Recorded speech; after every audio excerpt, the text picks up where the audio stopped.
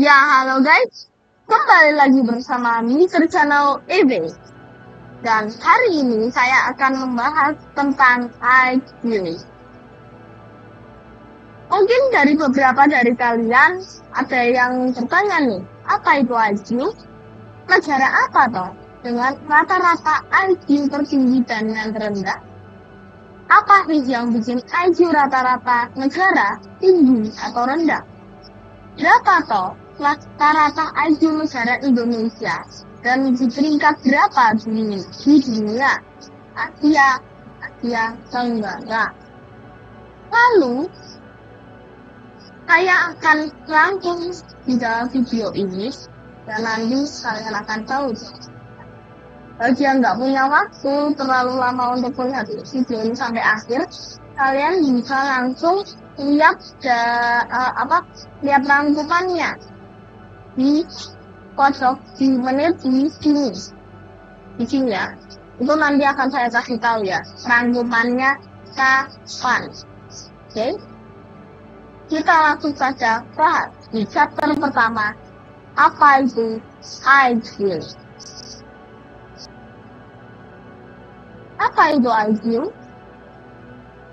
IQ atau yang biasa disebut kecerdasan intelektual atau panjangannya intelligence quotient adalah ukuran kemampuan orang dalam berpikir, memahami, belajar, dan problem solving atau memecahkan masalah. IQ biasanya diukur melalui tes standar yang menguji berbagai aspek kognitif seperti logika, solving masalah atau pemecahan masalah, pemahaman bahasa, dan keterampilan bisa. Gitu. Lalu, IQ rata-rata adalah 100. Mayoritas populasi memiliki skor antara 85 dan 150. Skor yang lebih tinggi atau skor IQ yang lebih tinggi menunjukkan kemampuan kognitif di atas rata-rata atau lebih. Sementara skor yang lebih rendah menunjukkan sebaliknya. Namun, IQ bukan satu-satunya indikator kecerdasan, karena faktor seperti kreativitas, kecerdasan emosional, dan keterampilan sosial juga berperan dalam kesuksesan orang. Setelah ini kita akan membahas negara apa sih dengan IQ rata-rata terbanyak dan terendah, ya. Atau saja kita cek gitu. Oke, kita sudah ada di chapter 2. Tepat bukan? Negara apa sih dengan rata-rata IQ tertinggi dan terendah? Berdasarkan dari berbagai sumber. Di sini ada 5 IQ rata-rata negara tertinggi dan 5 IQ rata-rata negara terendah. Kita akan bahas dari yang tertinggi. 5 negara dengan rata-rata IQ tertinggi. Yang pertama adalah Jepang. Rata-rata IQ-nya 106,48.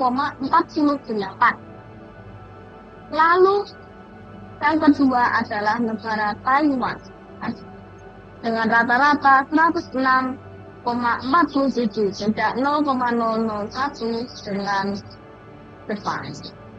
Lalu yang ketiga ada Singapura, yaitu sekitar 105,89.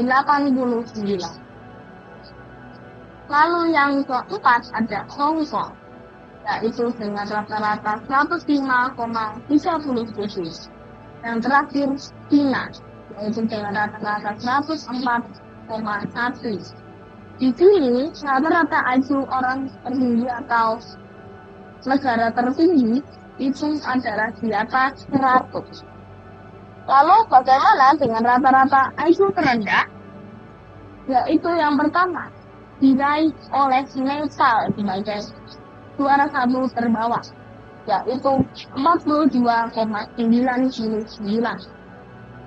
Lalu yang kedua ada Liberia, yaitu 45,07. Lalu yang ketiga ada Sierra Leone, yaitu sebagai 45,07 juga. Lalu yang keempat adalah Guatemala, tadi saya salah sebut, 47,70. Lalu yang kelima, Cape Verde, yaitu sekitar 52,5. Jadi dengan IQ terendah atau tingkat 5 terbawah itu kurang dari 50.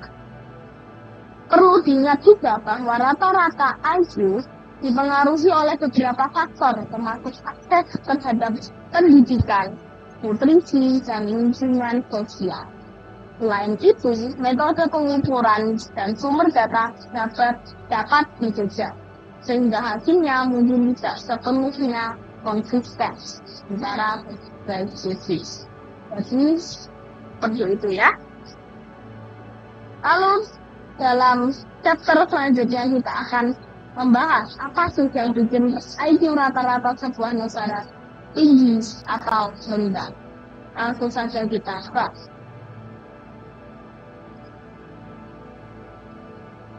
Oke, jadi kita sudah di chapter selanjutnya. Apa sih yang bikin IQ rata-rata sebuah negara tinggi atau rendah? IQ rata-rata pada suatu negara dipengaruhi oleh berbagai faktor yang berkaitan dengan lingkungan, pendidikan, kesehatan, dan kondisi sosial ekonomi. Berikut adalah beberapa faktor-faktor utamanya, yaitu yang pertama, ada pendidikan. Akses ke pendidikan berkualitas sejak usia dini sangat berpengaruh terhadap perkembangan kognitif.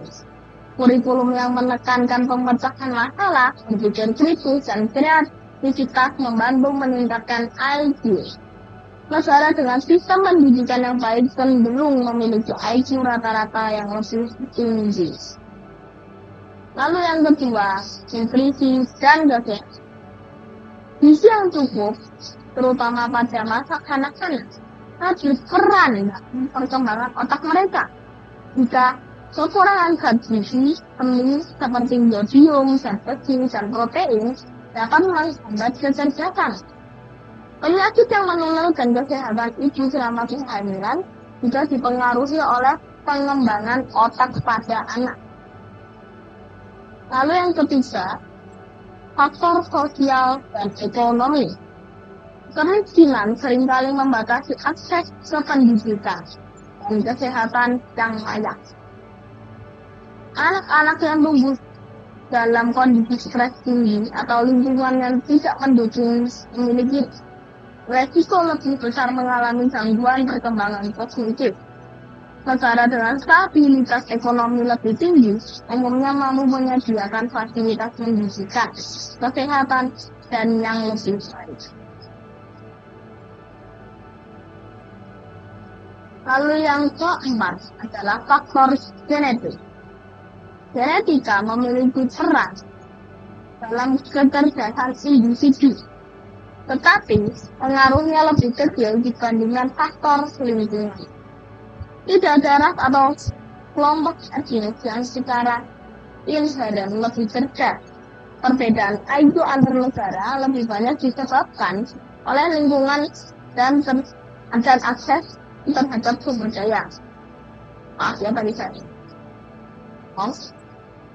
Lalu yang kelima, budaya dan pola asuh anak. Budaya yang mendorong pembelajaran membaca dan eksplorasi intelektual cenderung meningkatkan kecerdasan atau meningkatkan IQ-nya. Anak-anak yang tumbuh di lingkungan yang merasa intelektual seperti memiliki akses ke buku dan diskusi mendalam cenderung memiliki IQ yang lebih tinggi. Jadi kesimpulannya adalah dengan negara dengan rata-rata IQ tinggi biasanya memiliki sistem pendidikan yang lebih baik, akses luas terhadap nutrisi dan layanan kesehatannya, serta kondisi sosial ekonomi yang mendukung perkembangan pada IQ anak. Sebaliknya, di negara yang IQ-nya rendah seringkali mengalami kendala dalam aspek-aspek tersebut. Ya. Meskipun IQ bukan satu-satunya ukuran kecerdasan atau keberhasilan, faktor-faktor ini menunjukkan bagaimana lingkungan memainkan peran besar dalam membentuk kemampuan kognitif pasif. Dalam chapter selanjutnya kita akan membahas tentang berapa sih rata-rata negara Indonesia dan di peringkat berapa di dunia, di Asia dan Asia Tenggara. Kita akan membahas setelah ini. Oke, kita sudah ada di kesimpulan dari pembahasan kali ini. Ada 6 poin yang dalam ringkasan ini. Oke, yang pertama definisi IQ. Yang kedua, negara dengan rata-rata IQ tertinggi dan rendah. Yang ketiga, faktor yang mempengaruhi rata-rata IQ suatu negara. Yang keempat, posisi Indonesia dalam IQ global dan regional. Dan pentingnya faktor lingkungan. Dan yang terakhir, catatan tambahan. Kita mulai dari definisi IQ yang pertama, yaitu intelligence quotient. IQ adalah ukuran kemampuan seseorang dalam berpikir, memahami, belajar, dan memecahkan masalah. Diukur melalui tes standar yang menguji aspek kognitif seperti logika, salah, bahasa, dan keterampilan matematika. Rata-rata IQ adalah 100, dengan mayoritas populasi memiliki skor 85 dari 115. IQ bukan satu-satunya indikator kecerdasan. Faktor seperti kreativitas, kecerdasan emosional, dan keterampilan sosial juga berperan dalam. Yang kedua, yaitu negara dengan rata-rata IQ tertinggi. 5 negara dengan IQ tertinggi adalah Jepang, Taiwan, Singapura, Hong Kong. Sebagai rata-rata IQ-nya kalian bisa baca sendiri ya.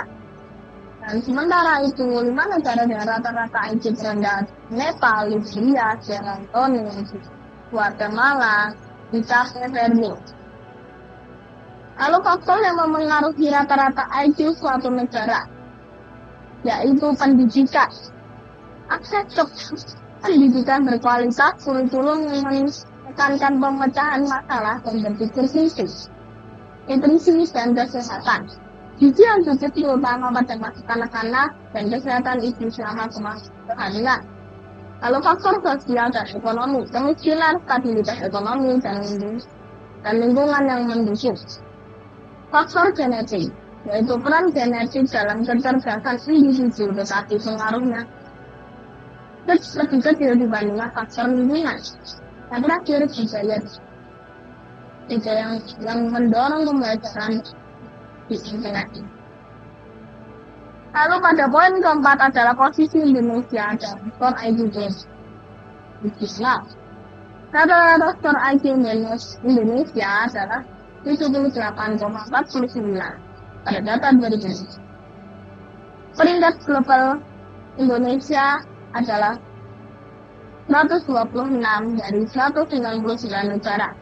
Di tingkat Asia, Indonesia berada di peringkat 36.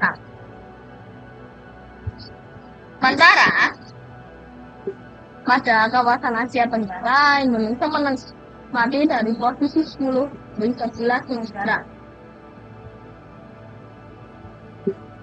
Lalu, negara-negara Asia Tenggara dengan skor lebih tinggi antara lain Singapura, Kamboja, Myanmar, Brunei, Filipina, Laos, Timur,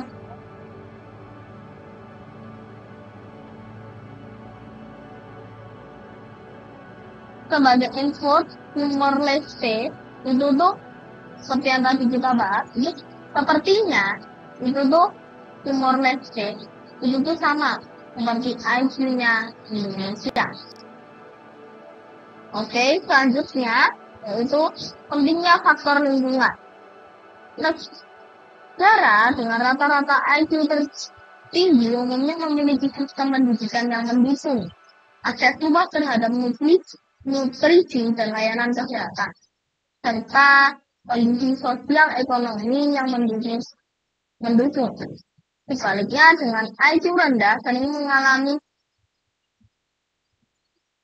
kendala dalam aspek-aspek tersebut. Meskipun IQ dengan satu-satunya ukuran kecerdasan, faktor lingkungan memainkan peran besar dalam membentuk kemampuan kognitif suatu kelompok. Catatan tambahan, perbedaan metode pengukuran dan sumber data dapat menyebabkan variasi dalam hasil uji. IQ rata-rata dalam suatu negara dapat berubah seiring berjalannya waktu, tergantung pada perbaikan atau pengukuran dalam faktor-faktor yang Terima kasih telah menonton videonya sampai akhir. Jangan lupa tinggalkan like, comment, dan subscribe. Saya Kevol, izin pamit. Bye-bye.